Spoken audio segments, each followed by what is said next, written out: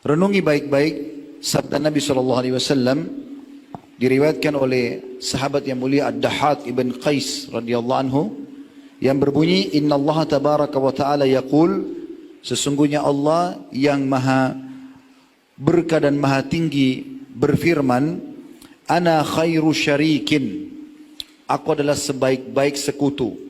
Faman asyraka ma'i syarikan fahuwa li syariki. Siapa yang coba mempartnerkan aku dengan sekutu, maka aku akan berikan semua untuk sekutuku itu. Lalu Nabi SAW mengatakan, Ya ayyuhan nas, akhlisu a'malakum. Wahai sekalian manusia, oleh karena itu ikhlaskan. Artinya murnikan hanya untuk Allah saja. Fa inna Allah tabaraka wa ta'ala la yakbalu minal amali illa ma khalusa lahu.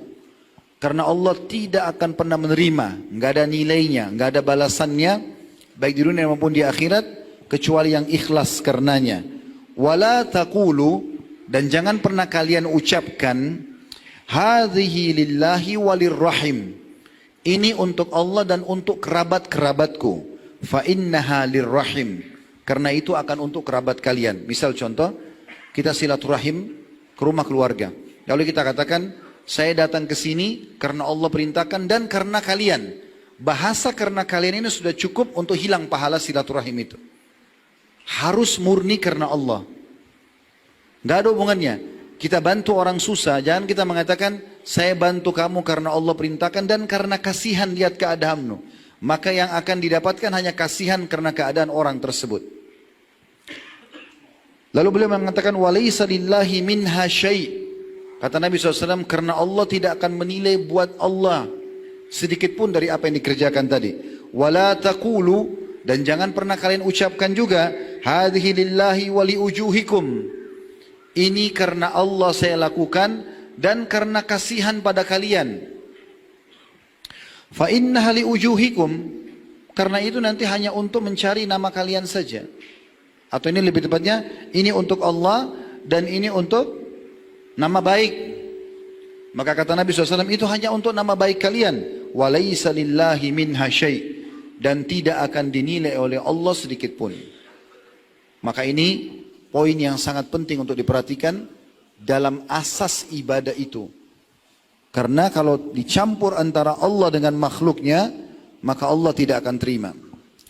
Dalam hadis yang hadis tadi itu hadis sahih diriwayatkan oleh Al-Baihaqi. Hadis yang lain Abu Umamah radhiyallahu anhu meriwayatkan, dia berkata, Ja'a rajulun ila Rasulillah sallallahu alaihi wasallam faqal. Telah datang seseorang kepada Rasulullah SAW, lalu orang itu berkata, Ara'aita rajulan gaza yaltamisul ajra wadh-dhikra. Bagaimana menurut Anda ya Rasulullah tentang seseorang yang berperang karena Allah dan juga mencari nama. Dia ingin reputase. Ya. Maka Rasulullah SAW bersabda, orang itu mengatakan, malahu, dapat apa orang itu? Faqala Rasulullah SAW, la syai'a lahu, dia tidak akan dapat sedikit pun pahala. Fa'adaha thalatha miraran, atau mirar. Orang itu mengulangi sampai 3 kali, ya Rasulullah, berperang, ya, meninggalkan keluarga, meninggalkan harta, karena Allah dan juga supaya harum namanya. Nabi SAW mengatakan tidak ada apa-apanya. Sampai 3 kali. Wa yaqulu Rasulullah SAW, kemudian Nabi SAW bersabda setelah 3 kali dia jelaskan, la syai'a lahu, tidak ada sedikit pun untuknya. Thumma qala, lalu beliau berkata, Inna Allah azza wa jalla la yakbalu minal amali illa ma kana lahu khalisan wa butughiya bihi wajhu. Sesungguhnya Allah tidak akan pernah menerima amal kecuali yang betul-betul tulus karena berharap balasan dari Allah, baru bisa diterima. Bayangkan pekah sekali ya. Jadi kalau silaturahim keluarga karena Allah yang perintahkan, gak ada hubungannya sama kerabat kita. Seorang suami baik sama istrinya karena Allah yang perintahkan baik pada istrinya. Istri baik sama suaminya karena Allah yang perintahkan. Orang tua pada anak karena Allah perintahkan. Anak bakti sama orang tua karena Allah yang perintahkan. Atasan baik sama bawahannya, bawahan sama atasannya, tetangga dengan tetangga. Siapa saja karena Allah subhanahu wa ta'ala. Semua. Kapan sedikit aja dipartnerkan, maka Allah akan meninggalkan dia dengan apa yang dia niatkan itu. Maka ini penting teman-teman sekalian. Makanya banyak sekali orang berpikir dia sudah beramal banyak, di hari kiamat tidak bawa apapun. Karena semuanya dicampurkan antara Allah dengan makhluknya. Jadi harus hati-hati.